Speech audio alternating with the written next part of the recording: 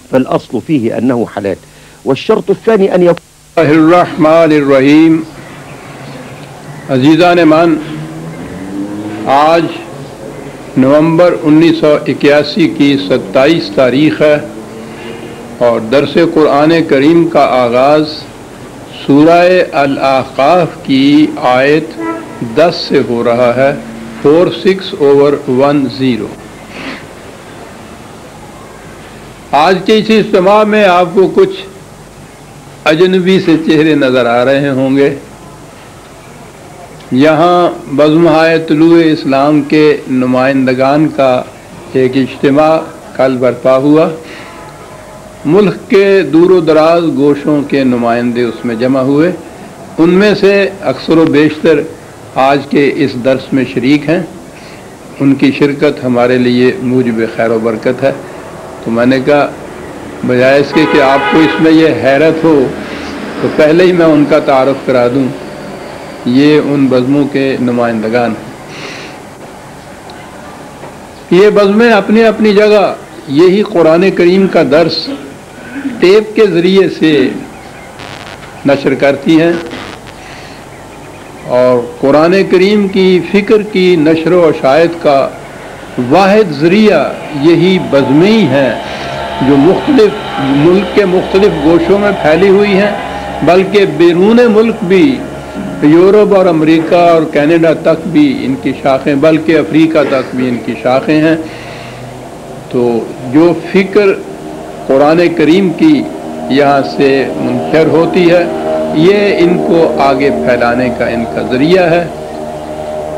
ایک عمر گزر گئی ان احباب کی اسی فکر کی نشر و اشاعت میں، اور پھر اس قسم کے اجتماعات میں یہ کشاں دور و دراز کا سفر طے کر کے تشریف لاتے ہیں۔ اللہ تعالیٰ ان کی ہمتوں میں برکت اور توفیق عطا فرمائے۔ سلسلہ کلام درس میں یوں چلا آ رہا تھا، جیسا کہ میں نے کئی دفعہ یہ عرض کیا، نبی اکرم صلی اللہ علیہ وسلم کی مخالفت ایک تو قریش کی طرف سے ہو رہی تھی۔ اس مخالفت کی خاص وجہ تھی کہ جس نظام کی دعوت نبی اکرم صلی اللہ علیہ وسلم دیتے تھے، قریش ان کو نسلی تفاخر حاصل تھا۔ پہلے تو وہ غیر عرب پر عرب کو اتنی ترجیح دیتے تھے کہ وہ ان کو برابر میں تسلیم نہیں کرتے تھے۔ پھر عربی قبائل میں قریش کو ایک خاص امتیازی درجہ حاصل تھا۔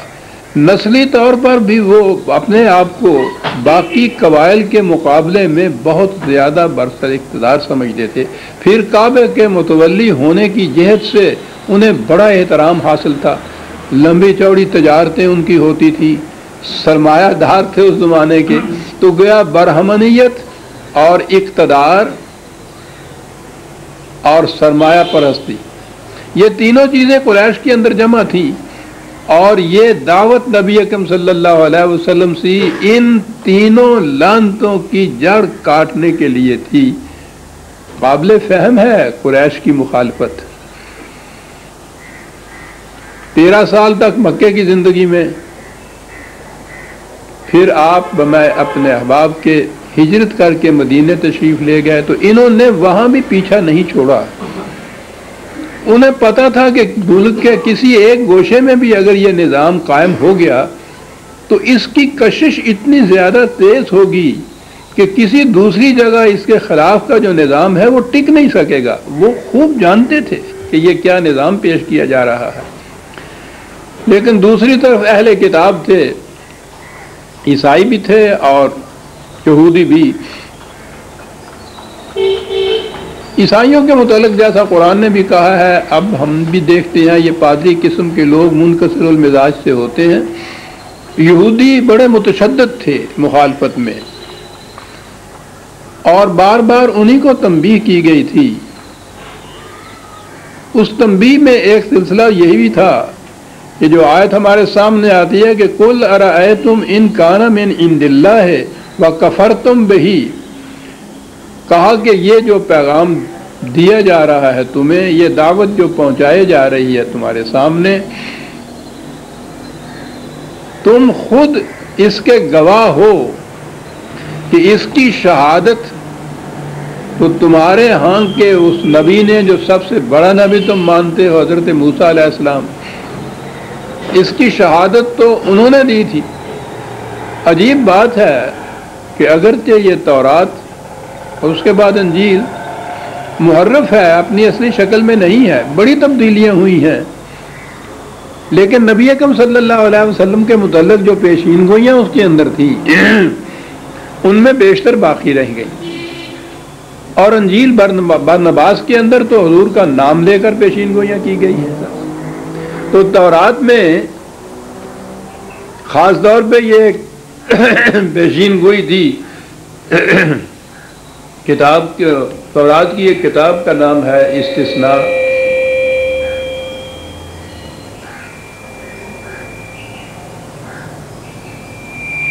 اس میں یہ چیز موجود ہے کہ میں ان کے لیے، حضرت موسیٰ علیہ السلام سے کہا جا رہا ہے کہ یہ جو تمہاری قوم بنی اسرائیل ہے، میں ان کے لیے ان کے بھائیوں میں سے تجھ سا ایک نبی برپا کروں گا۔ بنی اسرائیل کے بھائی بنی اسماعیل تھے، اور انہی سے ان کو زیادہ قد تھی، جن کو شریکہ کہنے ہیں نا پنجابی جی، اے انہاں دا شریکہ سی نا۔ انہوں نے حضور کی نبوت کے دعوے کی مخالفت اس بنا پر کی تھی کہ یہ بنی اسماعیل میں کیوں رسول آ گیا۔ جی ہاں، تو کہا یہ تورات میں یہ موجود ہے، حضرت موسیٰ علیہ السلام کو مخاطب کر کے کہا گیا ہے کہ یہ تمہاری قوم ان کے بھائیوں میں سے تجھ جیسا ایک نبی میں برپا کروں گا۔ بڑی اہم شہادت تھی، اور قرآن کریم نے بھی حضرت نبی اکرم صلی اللہ علیہ وسلم کو مثیل حضرت موسیٰ علیہ السلام قرار دیا ہے۔ کما ارسلنا الی فرعون رسولا، سورہ مزمل میں یا مدثر میں ہے 73/51 یعنی تمہاری طرف ہم نے ایک رسول بھیجا جس طرح سے کہ فرعون کی طرف ہم نے موسیٰ کو بھیجا تھا۔ تفصیل کا یہ موقع نہیں، ورنہ میں یہ بتاتا کہ یہ بڑی مماثلت میں بہت سی اقدار مشترک ہیں اس تحریک میں جو حضور نے پیش کی، اور وہ جو حضرت موسیٰ علیہ السلام نے اپنے ہاں انقلاب برپا کیا تھا، وہ بھی اصل میں وہی جو تین بڑی بڑی علامتیں انسانیت کی ہیں، پیشوائیت، حامانیت میں، ملوکیت کا استبداد ڈکٹیٹرشپ کا فرعونیت میں، اور سرمایہ داری کی لعنت۔ وہ سب سے بڑا سرمایہ دار تو وہاں حامان موجود تھا۔ تو یہ تین تھی، وہی تینوں میں نے ابھی عرض کیا ہے کہ یہاں قریش کے ہاں یہ چیزیں موجود تھیں، اور پھر یہودیوں کے ہاں موجود تھیں۔ تو قرآن کریم نے نبی اکرم صلی اللہ علیہ وسلم کی دعوت کو مثیل موسیٰ قرار دیا ہے۔ بڑا عظیم انقلاب تھا جو انہوں نے برپا کیا تھا، اور پھر یہ تو عظیم تر تھا یہ انقلاب قیامت تک رہنے والا۔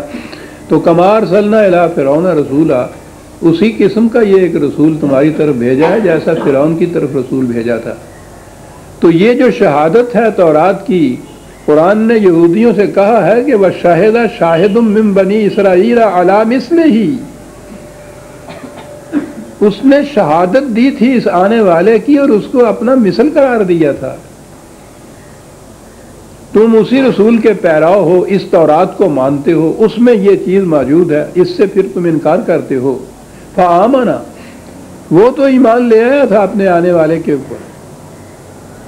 واستکبرتم، اور تمہاری کیفیت یہ ہے کہ اسے رسول بھی مان رہے ہو، اور جس کی اس نے شہادت دی اور جس کی رسالت پر اس نے اس زمانے میں گواہی دے کر وہ ایمان لایا تھا، اس کی مخالفت بھی تم کر رہے ہو۔ ان اللہ لا یہدی القوم الظالمین، جن لوگوں کا بھی شیوا ہو کہ جو چیز جہاں ہونی چاہیے وہاں نہ رکھا جائے اسے، ان کو صحیح راستے کی طرف رہنمائی نہیں مل سکتی۔ میں ابھی عرض کروں گا کہ صحیح مقام کیا تھا اس دعوت کا. وقال